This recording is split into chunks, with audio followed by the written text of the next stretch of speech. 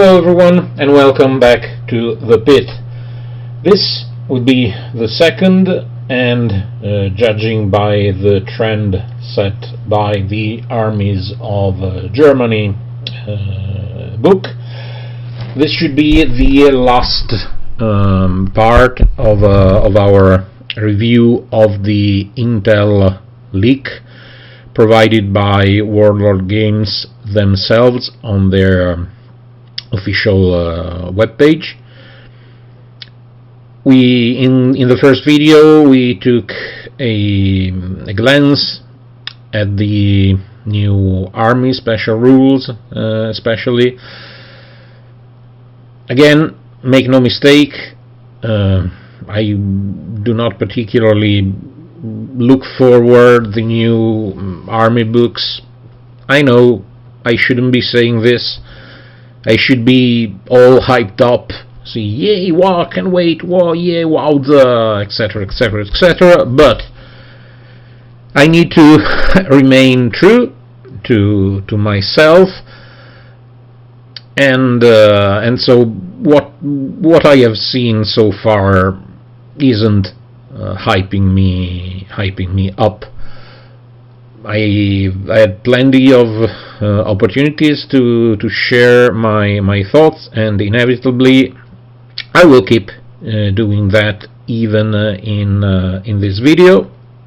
But before I digress too much, let's just start with taking a look at the Weird and Wonderful. Weird and Wonderful are some of the new units that are going to be in the up and coming Army book. The first leak is about the M15 multiple gun motor carriage, which is basically a variation on the M17 MGMC. The M17 is the half track with the quadruple mounted HMGs. It's a piece I liked in the second edition, even though it looked way scarier on paper than it actually was in person, so to speak, because of the fact that in second edition HMGs were nothing to write home about. They were pretty lackluster, with just three shots. So 12 shots was cool and all, but with all to hit modifiers and everything, you hardly made a real difference, unless maybe you just outflanked and then entered from the enemy backline, and you could maybe take out like a mortar team or artillery team, basically doing just a backfield harassment / disruption. And after all, you were still an open top damage value 7 vehicle, so it was far from unbreakable. So the M15, what do we have? Again, it's a variation. Rather than 4 HMGs, we have 1 turret-mounted heavy automatic cannon and 2 HMGs. It's a flak vehicle, heavy autocannons, +3 penetration, 2 shots. Yeah, usually you tend to see way more light autocannons. I think it's the same, an average vehicle, 155 points at regular.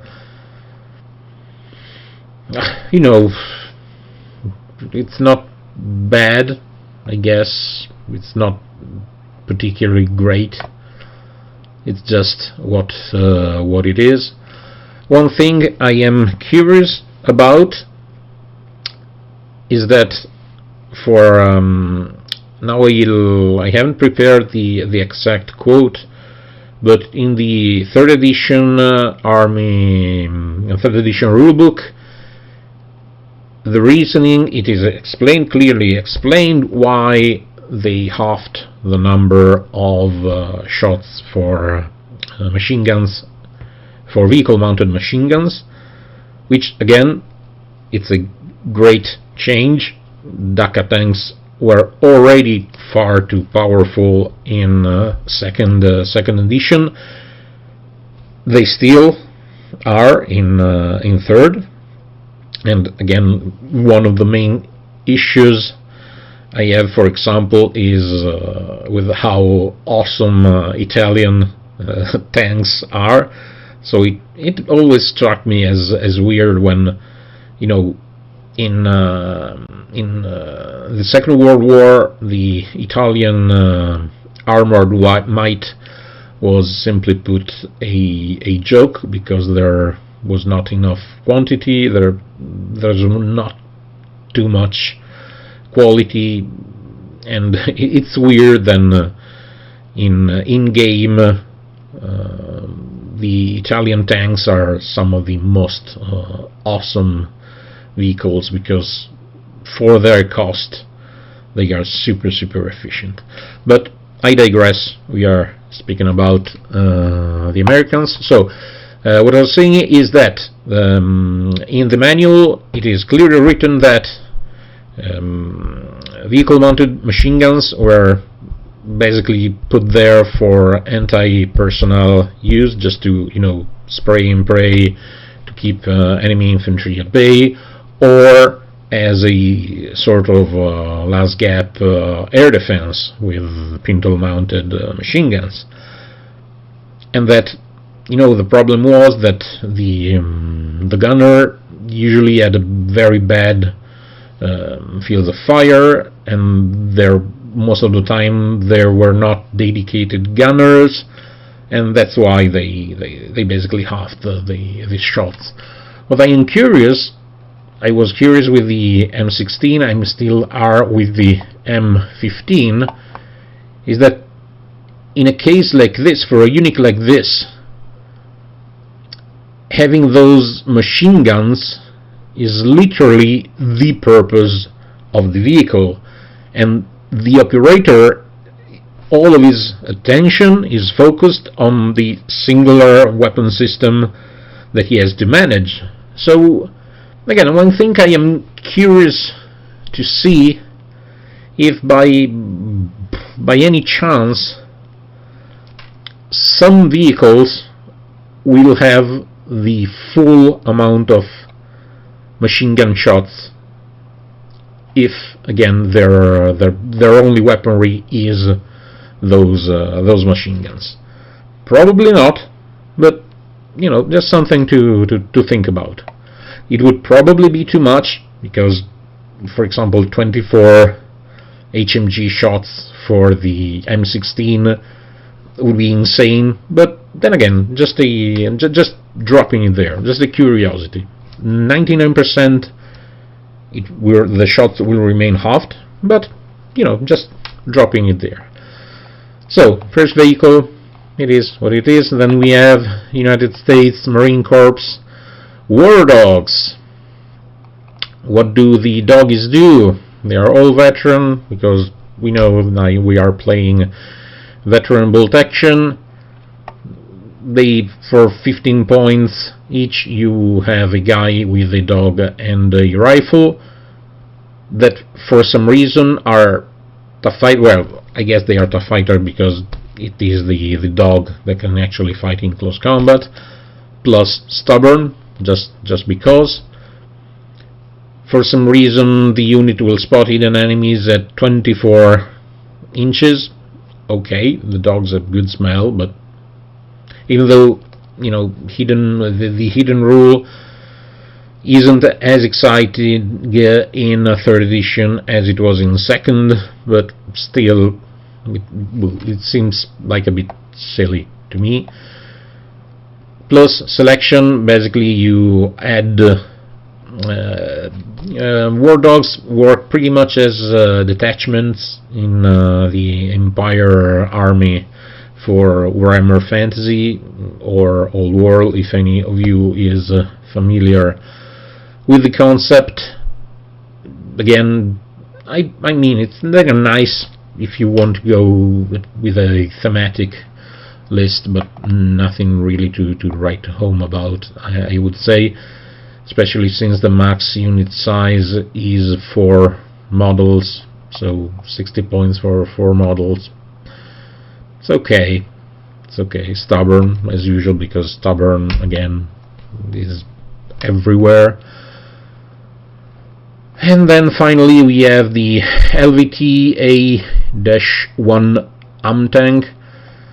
Again, a vehicle basically that you will use if you like fighting in the Pacific theater. Basically an armored carrier with a light anti-tank gun and a bunch of MNGs all around. 135 points. Okay, nothing to write home about. Somewhat iconic, if you will, but again, nothing that hypes me. And then we move on quickly to the second article that was just released yesterday. Old Friends. This is where they take units from the second edition Army book, and they show the difference in the third edition.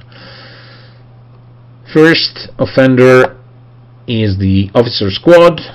This was the old team. Basically, they were all the same for all nations, more or less. The new platoon and company commanders with their reduced cost, etc. So of course we can only compare with the German officer squads. The first thing that strikes the eye, at least the very first thing I noticed, is that as I predicted, the US get the opportunity to promote an officer to an intelligence officer for 50 points. Again, this will be, I'm willing to bet, in all armies. All armies will have this opportunity, so it's very equal for everyone. What is less equal is that US officer squads can get to up to 5-man base. Germans only had plus 4 men, and then if you decide to go airborne, which, as we already saw, is something that many players are somewhat invited to do. You know, we have the new models for airborne troops.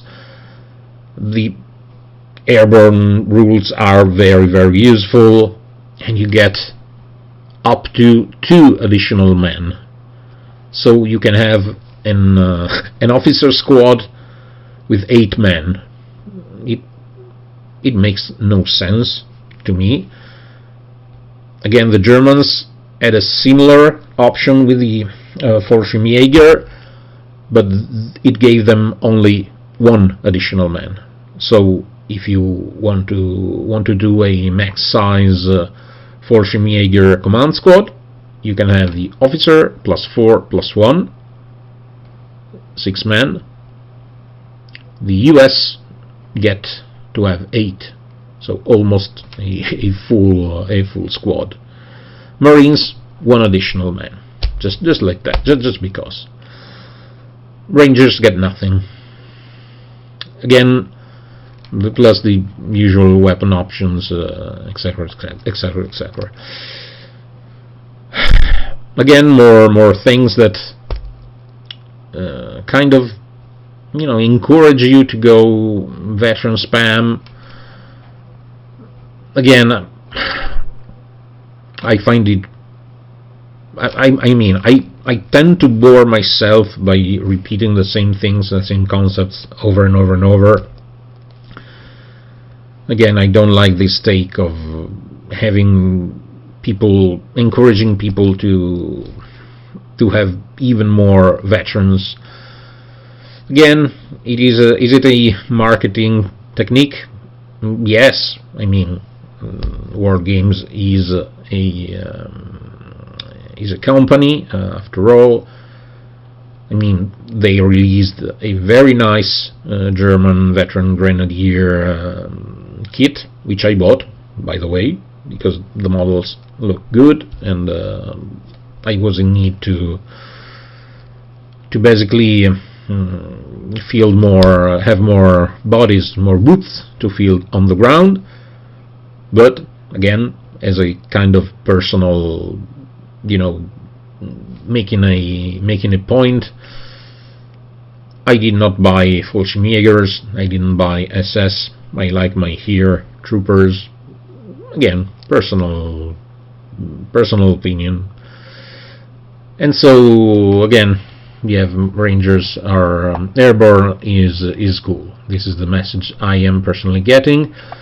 We have the M10 tank destroyer, a light tank, an open top light tank with a singular heavy anti-tank gun. It remains basically the same, just 20 points cheaper. I didn't like the M10 before. I don't like the M10 now, so I didn't use it before. I won't use it right now, but it is iconic. I will give them that. So it's of course nice to have it. Then we have the HMG, again, very iconic piece. The M2 Browning heavy machine gun, which is just like that, a heavy machine gun, 4 men as a crew, 70 points, just 20 points over a regular MNG, but with increased range and increased penetration. HMGs were a joke in second edition, because you could still take them out with a single lucky shot and or sniper shot because of extra damage. Now they are much more reliable. Having less modifiers to hit, having 6 shots means that you tend to land hits on people, so you can actually leverage that +1 penetration, which is also very useful for pinning tanks, unless they are veteran. So now they are, in my opinion, a solid option. Again, very iconic. It's not a up to 3-for-1 choice. That's just for medium machine gun. So this is a very solid choice. I like the idea of seeing more MNGs and HMGs on the field. Again, they were hardly used in second edition. You used machine guns only on vehicles, because that made the most sense, because they were immune to small arms, and they were mobile, and they were better under every conceivable aspect, besides the fact that they couldn't capture objectives, but you were not using your MGs to capture objectives anyway. Alright, so it was just these 3 units that we were given insight about. Let me just return here. Voila. These are the last news. Again, I'm sorry, I won't pretend I am excited about this. I just hope the new armies of the United States has less typos and mistakes than the armies of Germany, that in this regard was bad. Too many mistakes. Mistakes can happen, but there were too many, and again, not all of them were addressed in the basically the release day errata. So I hope they took these months for doing a better proofreading, because again, the manual won't be cheap. So this is it. This is it. Again, I'm sorry. I would like to be more hyped, but at this particular place in time, I don't feel I can be. I mean, what I am really excited about, again, I'm liking the core of 3rd edition. I will keep repeating that. It's a good product. It's a fun game. What I look for the most is doing campaigns, doing custom scenarios, because that's where the most fun is, in my opinion. Regarding this, what I plan to do is to do a video about the work in progress of my Market Garden campaign. It will probably be kind of a rough video. What do I mean with rough? Is that since the campaign is still being worked on as we speak, what I would like to do is just to give you an insight on my thought process before the campaign actually starts. If everything goes as planned, and if the videos about the campaign actually find some traction, so if people like it, basically, I might even get around to do an actual rules pack, like a PDF, to share with everyone, just because it is much funnier this way. So if I manage to make a good product, I see no way why I wouldn't share it with anyone else. You know, to see, to evaluate, to give me feedback, because of course it won't be perfect. That's guaranteed, 100% guaranteed. So all feedback would be more than welcome. And another thing I am working on, this time with the full support of the guys at Warlord Games, my gaming group, is another project I think I mentioned in another video, about a very small 2 tables, let's call it a campaign, a scenario, better call it a scenario, which we should complete playtest of this upcoming weekend. So look forward to hearing me make at least one video about that as well. Alright guys, this is it for now. We will be back soon with the next video with some more news. Probably not about Armies of the United States. Of course I will do a book review as soon as I have my pause on the physical copy of the book. Until next time, as usual, thank you for following. Have a nice day, be safe, and ciao ciao.